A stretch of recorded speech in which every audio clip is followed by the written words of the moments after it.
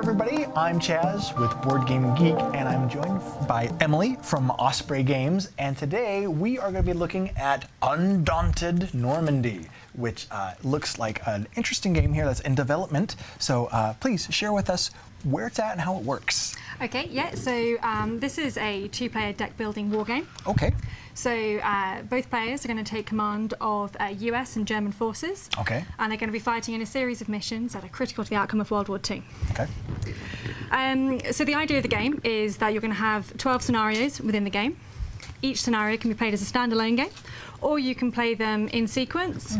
If you do so, it will reflect the chronology of the actual military campaign that it's based on. It's based on the US 30th Infantry Division and their time in Normandy during 1944.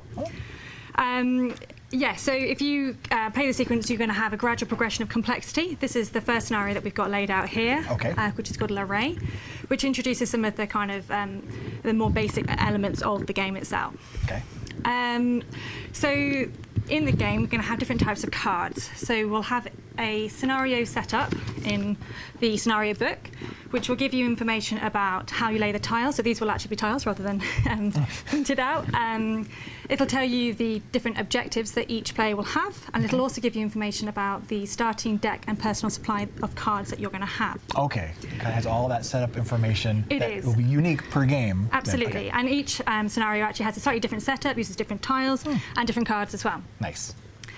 So the different kinds of cards that we have different kind of actions. So we have combat cards, which in this particular scenario are made up of scouts and riflemen.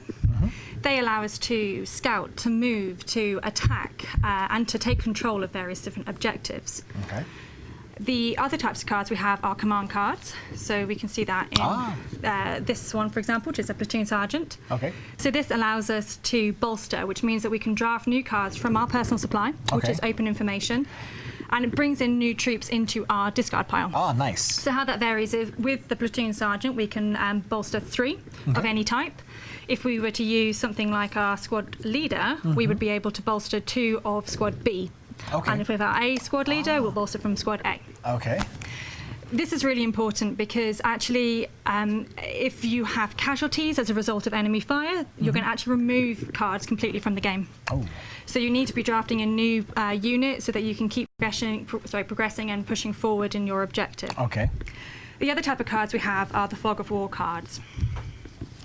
So these represent the chaos and confusion of the battlefield as communications break down, as you spread your platoon sort of across a larger area.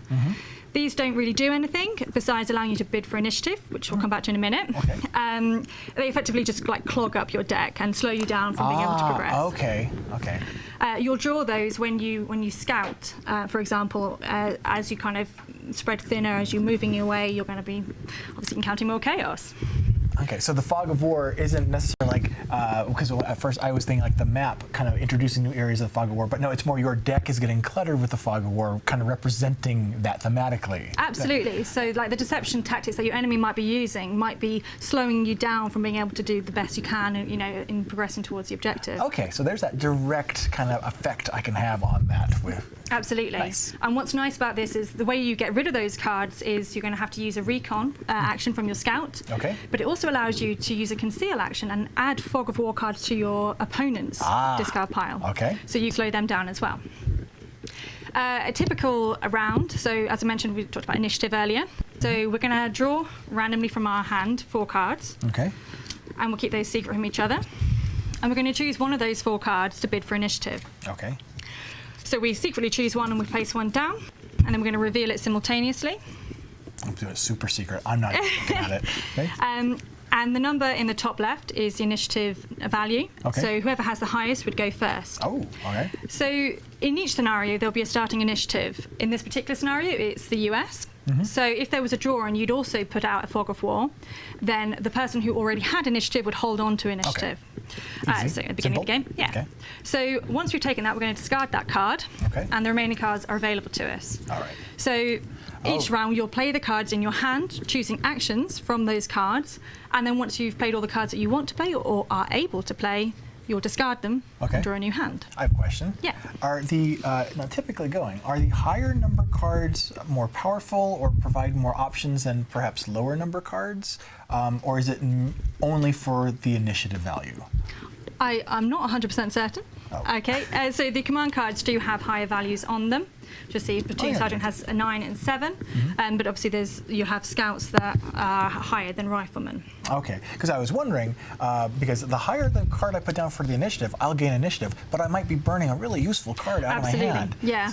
So there's that kind of push and pull between what you want to actually spend, and that's the idea. If you have initiative, maybe you don't want to spend your initiative, but if they've already got the initiative, then you want to try and get that back again. Yes, that's a nice little decision that you're going to have to make. What do I sacrifice to get something, to gain something else? Absolutely. You could end up playing a good card and have only Fog of Wars left in your hand, and then you can't. You've got the initiative, but you can't do anything. Yes, nice.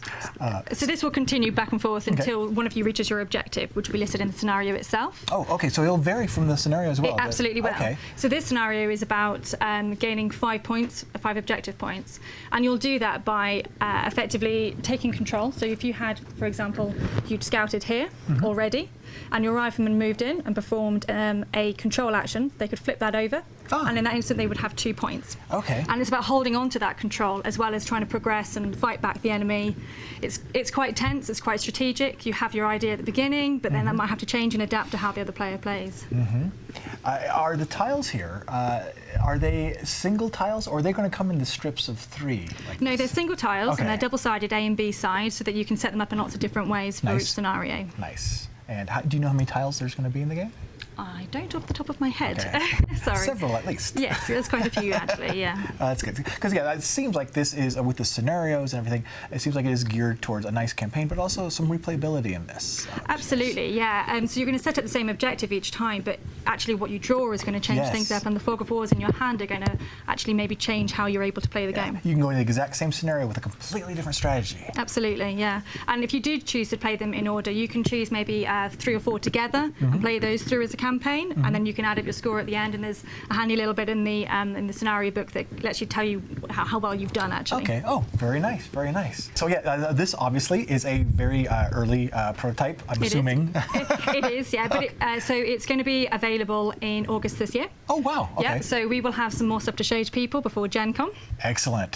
So yeah, it's really exciting. I'm looking forward to seeing more of this. Fantastic. All right. Thank you, Emily. That is Undaunted Normandy. So keep an eye out for this as it transforms from folder to board game.